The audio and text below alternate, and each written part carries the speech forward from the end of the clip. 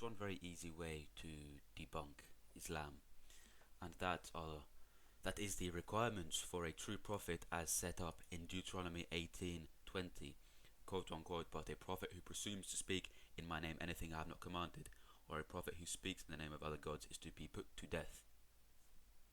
Okay, two requirements.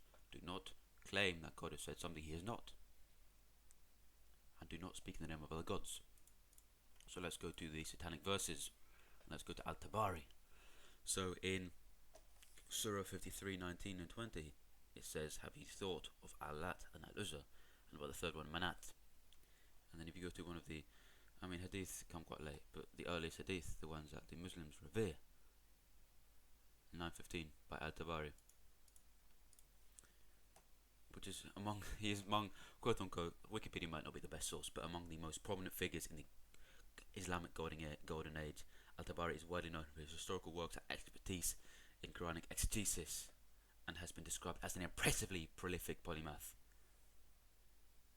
Wow, that's an impressive figure. Born 839, so he writes this account towards the end of his lifetime. So he's pretty close to Muhammad time-wise.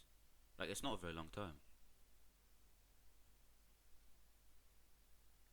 His accounts can be traced likely to what Muhammad really did do. So it says, so these verses 53, 19 and 20 reference these gods, these Islamic deities, and it says the Prophet was eager for the welfare of his people, desiring with them to win them to him by any means he could. It has been reported that he longed for a way to win them. So he wants these people, these pagans, to convert to Islam.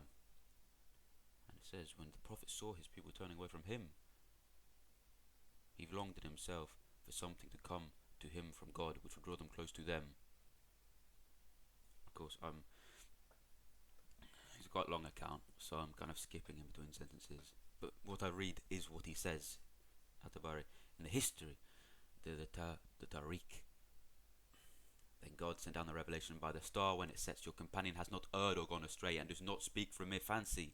When he reached God's words, have you seen Al-Lat and Al-Uzza and Manat, the third, the other? Satan cast upon his tongue, because of what he had pondered in himself, and longed to bring to his people. These are the high-flying cranes, and their intercession is to be hoped for. When the Quraysh heard that, they rejoiced. What he said about their gods pleased and delighted them. So he claims that these three pre-Islamic Arabian deities can be intercessors for Allah, and he claims that's what God says. Okay, Deuteronomy 18:20. If he proclaims that God has said something which he has not, and he speaks about other deities, then he is a false prophet. There we go. Al-Tabari's History of the Tariq. Either you have to completely renounce Hadith, and Islamic history is non-existent, or you have to accept that Muhammad is a false prophet.